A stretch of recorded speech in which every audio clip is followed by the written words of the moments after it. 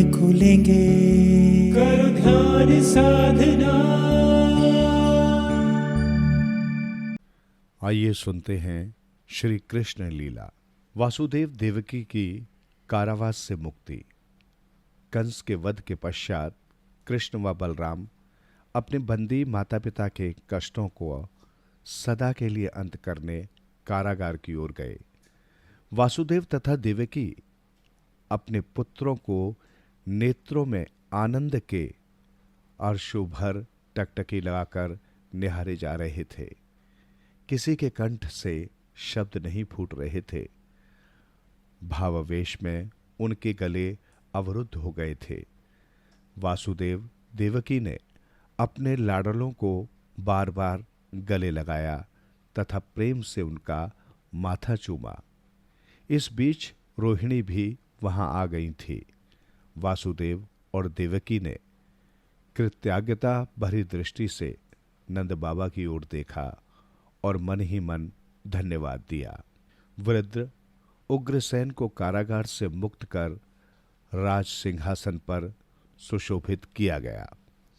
वासुदेव ने अपने पुत्रों के यज्ञोपवीत आदि संस्कार संपन्न करवाए। सारे आयोजनों के बाद नंद बाबा परिवार स्वजनों के साथ वृंदावन के लिए प्रस्थान कर गए। विधिवत शिक्षा के लिए वासुदेव ने कृष्ण बलराम को उज्जैन स्थित गुरु संदीपनी के आश्रम में भेजा। वहां सुदामा नामक एक निर्धन ब्राह्मण छात्र भी शिक्षा ग्रहण कर रहा था। उसमें तथा कृष्ण में प्रगाढ़ मित्रता हो गई। दोनों प्राय जंगल में गुरु पत्नी के लिए ईंधन की लकड़ियां बीनकर लाने के साथ साथ जाते थे। कुछ ही मास में दोनों भ्राताओं ने अपनी शिक्षा पूरी कर ली। गुरु दक्षिणा में गुरु संदीपनी बोले, पुत्रों, वैसे तो मुझे कुछ नहीं चाहिए। हां, यदि कुछ देना ही चाहते हो तो मेरे बेटे को लाकर दो। वो कुछ समय पूर्व नहाते समय नदी में डूबकर मृत्यु का ग्रास बन गया था। कृष्ण यमलोक गए। यमलोक से गुरुपुत्र को लाकर उन्होंने अपने गुरुदेव को सौंप दिया। गुरुदेव और गुरुमाता के पास श्री कृष्ण की कृतज्ञता के लिए शब्द ही न बचे थे। कंस का ससुर जरासंध एक शक्तिशाली राजा था। वो अपने दामाद की मृत्यु का प्रतिशोध लेने के लिए 17 बार सेनाएं लेकर मथुरा पर आक्रमण करने आया। यद्यपि हर बार उसे पराजय का सामना करना पड़ा, परंतु मथुरा वासियों का उसने जीना दुभर कर दिया था। मथुरा की सुख शांति समाप्त हो गई थी। हर समय सबको उसके अगले आक्रमण का भय बना रहता। भविष्य के लिए कोई योजना बनाना ही कठिन हो गया था। इस संकट से उबरने के लिए कृष्ण बलराम ने मथुरा से बहुत दूर पश्चिमी तट पर द्वारिका नगरी का निर्माण करवाया। अपनी समस्त प्रजा मथुरावासियों के साथ श्री कृष्ण द्वारिका चले गए। जरासंध का एक मित्र काल यवन था। वो अलग कृष्ण के प्राणों का शत्रु बन बैठा था। अपनी सेना लेकर कृष्ण का पीछा वो साये की भांति करता रहता था। द्वारिका भी उसके लिए दूर न थी। एक बार द्वारिका मार्ग पर कृष्ण अपने रथ छोड़ एक स्थान पर पहाड़ियों की ओर भागे। पीछे लगा काल यवन भी अपना रथ छोड़ उनके पीछे भागा। चतुर कृष्ण दौड़कर एक गुफा में घुस गए। वहां एक राजसी व्यक्ति पसर कर सो रहा था। कृष्ण ने अपनी पीली चादर सोते व्यक्ति पर डाल दी और स्वयं एक पत्थर की ओट में छिप गए। कुछ ही देर बाद उनका पीछा करता काल यवन गुफा में आया। उसने सोते व्यक्ति को कृष्ण समझकर तिरस्कार के साथ एक लात मारी। सोते व्यक्ति की निद्रा टूटी तथा उसने उठकर क्रोधित नेत्रों से निंद्रा भंग करने वाले काल यवन को देखा। काल यवन जलकर राख की ढेरी बन गया। कृष्ण को सोते व्यक्ति की विशेषता का पता था। वो पराक्रमी राजा मुचुकुंद थे, जिन्होंने देवों की ओर से दानवों के विरुद्ध युद्ध लड़ा था और विजय प्राप्त की थी। देवों ने कृतज्ञ होकर जब उनसे वर मांगने को कहा तो उन्होंने वर मांगा था, बस मैं सोना चाहता हूं। देवाधिराज इंद्र ने कहा, राजन, जब तक इच्छा हो सोइए।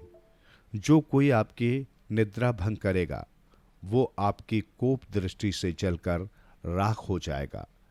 कृष्ण ने इसी वर का लाभ उठाकर अपने शत्रु काल यवन को मरवा डाला।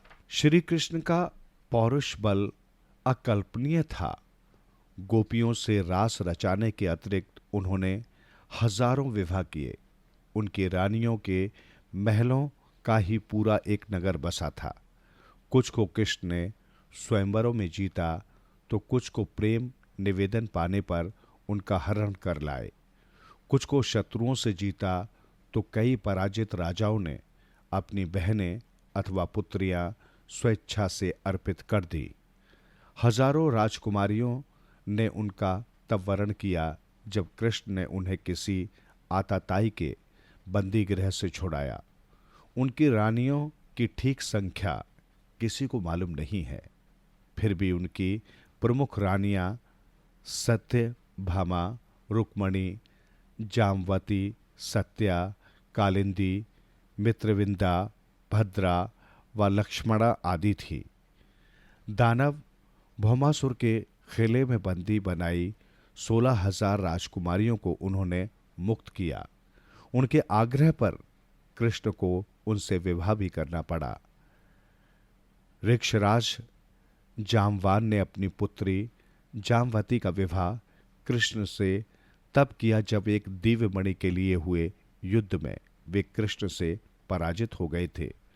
उस मणि के स्वामी सत्रजीत की बेटी ही सत्यभामा थी। कृष्ण ने वो मणि लाकर सत्रजीत को दी थी और उन्होंने अपनी पुत्री पत्नी के रूप में कृष्ण को दी। श्री कृष्ण पांडवों के अभिन्न मित्र होने के अतिरिक्त उनके निकट संबंधी भी थे। जब पांडवों में ज्येष्ठ धर्मराज युधिष्ठिर ने राजसूय यज्ञ करने का निर्णय किया तो कृष्ण ने उन्हें समझाया कि यज्ञ को निष्कंटक संपन्न करने के लिए जरासंध को ठिकाने लगाना आवश्यक होगा, वरना वो यज्ञ में बाधा डालेगा। युधिष्ठिर इस सुझाव से सहमत हो गए। तब अर्जुन तथा भीम को लेकर कृष्ण जरासंध की राजधानी मगध पहुंचे। वे जानते थे केवल भीम ही जरासंध को पराजित कर सकता है। भीम ने जरासंध को युद्ध के लिए ललकारा। दोनों में गदा युद्ध के अतिरिक्त मल्ल युद्ध भी हुआ, परंतु 13 दिन के युद्ध के बाद भी जय पराजय का निर्णय न हो पाया। 14वें दिन कृष्ण ने एक पत्ती को बीच से फाड़कर भीम को संकेत दिया कि जरासंध को कैसे मारा जा सकता है। कृष्ण जानते थे जरासंध के जन्म रहस्य को। भीम ने कृष्ण का इशारा समझा और जरासंध को पैरों से पकड़ा तथा बीच से चीरकर 2 भागों में फाड़कर विपरीत दिशाओं में फेंक दिया। जरासंध का प्राणांत हो गया। राजसूय यज्ञ के अंत में सर्वश्रेष्ठ पुरुष की पूजा का नियम था।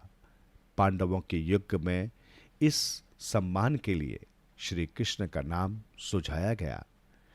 कृष्ण के बैरी शिशुपाल को ये प्रस्ताव न भाया।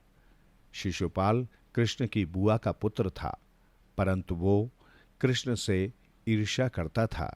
जिस रुक्मणी से कृष्ण ने हरण कर विवाह रचाया था, वास्तव में वो शिशुपाल की ही मंगेतर थी। शिशुपाल ने कृष्ण को सर्वश्रेष्ठ पुरुष के रूप में चुने जाने के विरुद्ध आवाज उठाई। आवेश में वो गाली गलौज पर उतर आया तथा कृष्ण पर ऐसे अनाप शनाप आरोप लगाए कि उपस्थित सभा सन्न रह गई। जवाब में श्री कृष्ण मुस्कुराते रहे। जब सीमा टूट गई तो उन्होंने अपना सुदर्शन चक्र चला दिया। शिशुपाल का सिर धड़ से अलग होकर नीचे आ गिरा और सुदर्शन चक्र अपना काम कर श्री कृष्ण के पास लौट आया। श्री कृष्ण ने शिशुपाल की माता को वचन दिया था कि वे शिशुपाल की 100 भूलें माफ कर देंगे, परंतु उस दिन तो वो दुष्ट 1000 की गिनती भी पार कर गया था। बाद में कृष्ण ने शिशुपाल के मित्रों राजा शाल्व और दंतवक्र को भी नष्ट कर दिया। कुछ समय बाद दुर्योधन के कुछ चक्रों में फंसकर युधिष्ठिर जुए में अपना राजपाट, अपने भाई, सारी संपत्ति, यहां तक कि द्रौपदी तक को हार गए। दुर्योधन ने अपने दुष्ट भाई दुशासन को आदेश दिया कि वो भरी सभा में द्रौपदी को निर्वस्त्र करे। एक स्त्री का इससे बढ़कर और क्या अपमान हो सकता था। दुशासन ने भरी सभा में द्रौपदी को नग्न करने के लिए उसकी साड़ी का छोर पकड़कर खींचना आरंभ किया। कोई भी द्रौपदी की लाज बचाने सामने न आया। तब द्रौपदी ने श्री कृष्ण को पुकारा। श्री कृष्ण ने पुकार सुन ली तथा अदृश्य रूप में वहां उपस्थित हो गए। तब आश्चर्यजनक चमत्कार हुआ। किसी को कुछ समझ नहीं आ रहा था। दुशासन साड़ी खींचता जा रहा था, पर उसका दूसरा छोर उसके हाथ आने का नाम नहीं ले रहा था। सभा के फर्श पर साड़ियों का पहाड़ खड़ा हो गया। साड़ी पर साड़ी निकलती ही जा रही थी। दरबार रंग बिरंगी साड़ियों से भर गया था। दुशासन थक कर गिर पड़ा। वो भयभीत हो गया था। दुर्योधन को तो मानो लकवा मार गया था। अनिष्ट की आशंका से सहमे राजा धृतराष्ट्र ने जुए के परिणाम को रद्द कर दिया। शिक्षा पूर्ण होने के बाद कृष्ण का मित्र सुदामा अपने ग्राम में निर्धनता के दिन गुजार रहा था। उसकी पत्नी सुशीला उसे बार बार उकसाती थी कि उसे अपने सहपाठी कृष्ण के पास सहायता मांगने जाना चाहिए, क्योंकि श्री कृष्ण तो अब राजाओं के भी राजा हैं। सुदामा हिचकिचाते के न जाने कृष्ण पहचानेगा भी या नहीं। एक दिन पत्नी की जिद मान सुदामा द्वारिकापुरी पहुंचा। कृष्ण का वैभव देखकर वो विस्मित रह गया। भीतर संदेश भेजते ही कृष्ण स्वयं दौड़कर आए तथा सुदामा को भीतर ले गए। सुशीला ने कृष्ण को भेंट स्वरूप एक पोटली में भुने चावल भेजे थे। सुदामा का उसे निकालने का साहस न हुआ, पर कृष्ण ताड़ गए। उन्होंने पोटली छीन ली तथा स्वाद ले लेकर अपनी रानियों के साथ खाने लगे। कृष्ण ने सुदामा को अपने सिंहासन पर बिठाया। महारानियों ने स्वयं सुदामा की सेवा की। इस प्रकार 2 दिन तक उसकी आव भगत जारी रही। 2 दिन पश्चात सुदामा ने विदा ली। विदा होते समय कृष्ण ने न उसे धन दिया न कोई उपहार। सुदामा दुखी मन से अपने गांव चल दिए। गांव में पहुंचते ही उनके आश्चर्य का ठिकाना न रहा। उसकी झोंपड़ी के स्थान पर एक महल खड़ा था तथा उसकी पत्नी सुशीला गहनों से लदी रानी बनी द्वार पर खड़ी उसकी प्रतीक्षा कर रही थी। मुट्ठी भर चावलों के बदले सुदामा के सभी दुख हर लिए थे कृष्ण ने। मित्रता इसे कहते हैं। जब कौरवों तथा पांडवों के मध्य महाभारत का युद्ध आरंभ हुआ तो श्री कृष्ण ने इसमें अर्जुन के सारथी के रूप में भाग लिया। कृष्ण की यादव सेना कौरवों की ओर से लड़ी। जब युद्ध भूमि में अर्जुन ने अपने विरुद्ध अपने ही सगे संबंधियों तथा इष्ट जनों को देखा तो उसने युद्ध करने से इनकार कर दिया। इस पर कृष्ण ने अर्जुन को ब्रह्मांड के नियम, व्यक्ति का जीवन कर्तव्य तथा धार्मिक ज्ञान का रहस्य बताया। कृष्ण द्वारा युद्ध भूमि में दिए उपदेश ही गीता के नाम से लोकप्रिय हुए और यही लिखित रूप में हिंदुओं की पवित्र ग्रंथ बनी, जिसमें रची बसी है हिंदू धर्म की आत्मा। युद्ध में श्री कृष्ण ने स्वयं कोई अस्त्र या शस्त्र नहीं उठाया, परंतु पूरे युद्ध का संचालन उन्होंने ही किया। उन्होंने ही पांडवों को शत्रु पक्ष की कमजोरियां बताई तथा रणनीति तैयार की। उन्हीं के सुझाव दाव पेचों के सहारे पांडव महाभारत युद्ध जीत गए। महाभारत युद्ध की समाप्ति के बाद यादवों ने द्वारिका प्रदेश में लंबे समय तक शासन किया। अजय होने की प्रसिद्धि मिलने के कारण यादव निरंकुश तथा अभिमानी हो गए। यहां तक कि यादव नरेश तथा सरदार संत महात्माओं तथा विद्वानों का तिरस्कार भी करने लगे। यही यादवों के लिए अभिशाप बन गया। यादव योद्धा अभिमानवश एक दूसरे से लड़ने लगे तथा भ्रांत संहार आरंभ हो गया। बलराम तो ये सब देख इतने दुखे हुए कि रोगग्रस्त होकर चल बसे। श्री कृष्ण चुपचाप ये विनाश लीला देखते रहे। वे जानते थे कि विनाश काले विपरीत बुद्धि। फिर उनके प्रिय मित्र पांडव राजपाट त्याग हिमालय की ओर प्रस्थान कर गए। श्री कृष्ण भी जान गए कि उनके प्रस्थान का समय भी आ गया है। एक दिन वे पेड़ के नीचे बैठे कुछ सोच रहे थे कि एक शिकारी ने उनकी चमकीली एड़ी को हिरण की आंख समझकर तीर छोड़ दिया। ईश्वर होकर भी साधारण मनुष्य की भांति मृत्यु का वरण कर सृष्टि के नियमों का पालन करते हुए वे अपने धाम बैकुंठ को चले गए।